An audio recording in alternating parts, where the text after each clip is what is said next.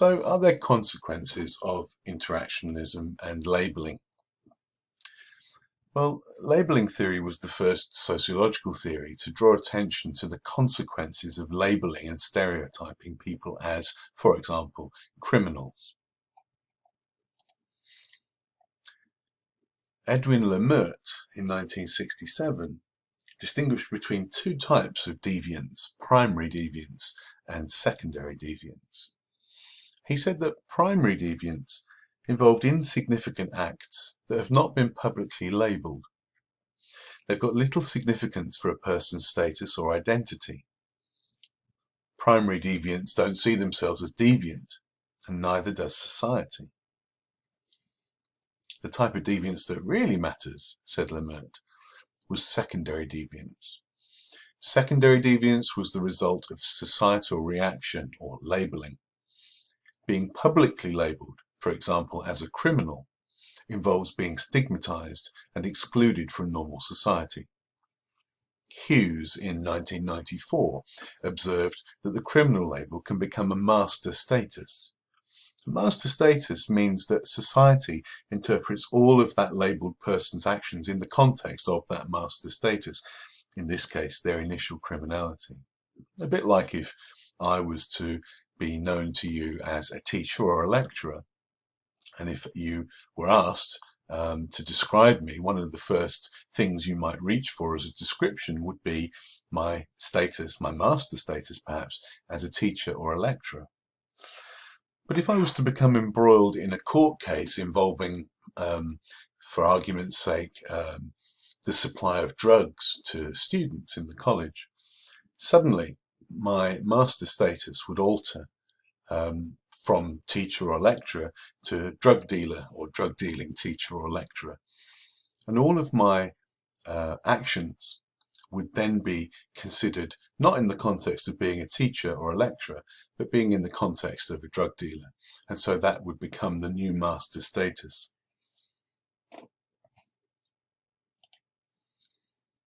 Lemert talked about self-fulfilling prophecies. In 1967, Lemert argued that labelling a person as deviant or criminal could result in prejudice and discrimination. Interactionists in general argue that this makes it extremely difficult for the deviant to adopt normal modes of behaviour, or for the criminal to adopt normal modes. As a result, Becker, 1963, also observed, as well as Lemert, that the deviant may be forced to seek the company of those similarly labelled as them, and to become part of a deviant or criminal subculture full of people who have been similarly labelled. This could have the unfortunate side effect of increasing the potential for a self-fulfilling prophecy, because membership of this subculture, although offering comfort and normality because you're surrounded by people that are like you, it might offer temptation and offer the individual further opportunities to be deviant or to reoffend. If we're evaluating labelling theory, then let's evaluate in favour. So things that support labelling theory as a positive force in sociology. Well, labelling theory has shown that defining deviance and criminality is a complex process. Labelling theory has also shown that definitions of deviance and criminality are relative, and therefore they're not fixed or universal or unchangeable. Labelling theory has highlighted the importance of studying the societal reaction to crime and deviance. And labelling theory has shown that society's attempts to control deviance and crime can sometimes backfire and create more rather than less crime and deviance. If we're evaluating against labelling theory, we might say the following. Akers and Sellers in 2004 argue that the deviant act is always more important than the societal reaction to it. They argue that deviants know what they're doing, and they know what they're doing is wrong, even if their acts go undiscovered and there's no societal reaction. So therefore, they're reassigning the importance and significance to the primary deviance and not the secondary deviance. You could also say that labelling theory does not explain why people offend in the first place before they're ever labelled. Labeling theory is also too deterministic because it heavily implies that the labeling inevitably leads to a deviant or criminal career.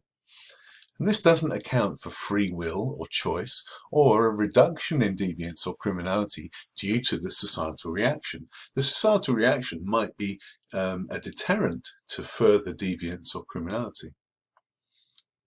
Also, left realists Lee and Young in 1993 claimed that labeling theory neglects the victims of crime. So this is a negative against labeling theory.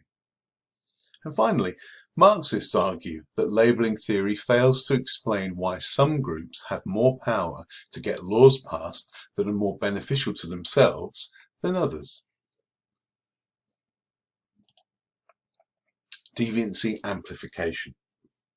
So this is the process by which the official attempt to control deviance or crime leads to an increase in the level of deviance or crime. According to Wilkins, 1964, when people and certain acts are defined as deviant, the deviant social group is stigmatized and cut off from mainstream society.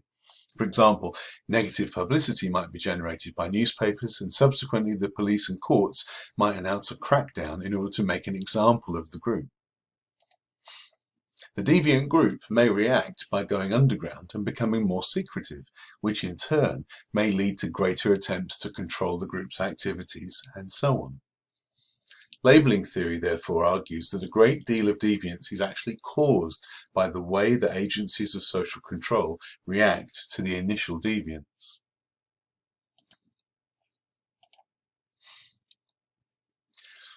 Basing his ideas on those of Lemert, Leslie Wilkins, 1964, identified a larger social process than individual interactions, called the deviancy amplification spiral. Wilkins suggested that the role of the media actually created crime, an idea that was further developed by Stan Cohen in his study Folk Devils and Moral Panics, which was published in 1972. And this is what a deviancy amplification spiral looks like.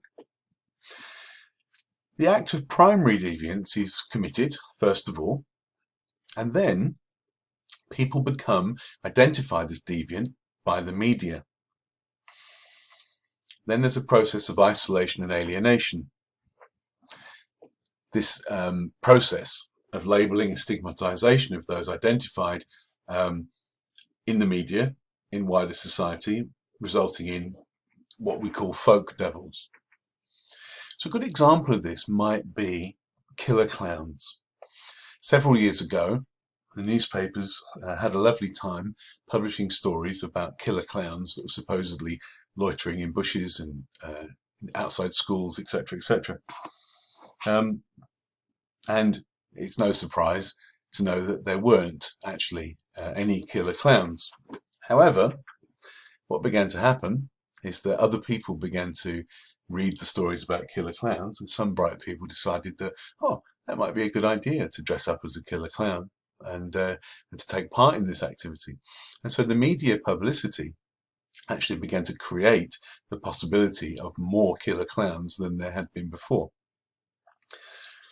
And so the increased social reaction, people in authority became what we call moral entrepreneurs, and they condemned the deviants, terrible killer clowns, and they were completely overreacting. And of course, this just made even more publicity and attracted more people, and some of whom thought it was a good idea to dress up as a killer clown, thus creating even more killer clowns when previously there were none. So we enter the secondary deviance phase. Those who are labelled see themselves as being part of a deviant subculture with different norms and values from others. And then there was a social reaction. Everyone began to panic about killer clowns. Even my son came home from school asking if there was a killer clown in the bushes outside his school because one of his friends had told him so. So this moral panic then results in a clampdown on behaviours, and the police suddenly are patrolling and looking for killer clowns. And of course, because of the copycats, the people who've read about it, suddenly there are a few killer clowns where previously there were none. And so then the police arrest them, and then that makes the newspapers, and the newspapers can say, see, we told you so, there are some killer clowns. All part of this deviant subculture. And so what began as something that was nothing, by being labelled and stigmatized in the media and then picked up on and then copied, led to what's at the bottom of the spiral here, the increase in deviance. And it led to the development of deviant careers. Some people became labelled as someone who was stupid enough to dress up as a killer clown. Some people were prosecuted because in part of their costume they decided they were going to carry an axe as part of their killer clown costume, so they were arrested for carrying an offensive weapon. And so the deviance amplification spiral creates often more of the deviancy or the criminality due to the publicizing effect of the media. As a task, you could explain why Marxists are critical of labeling theory.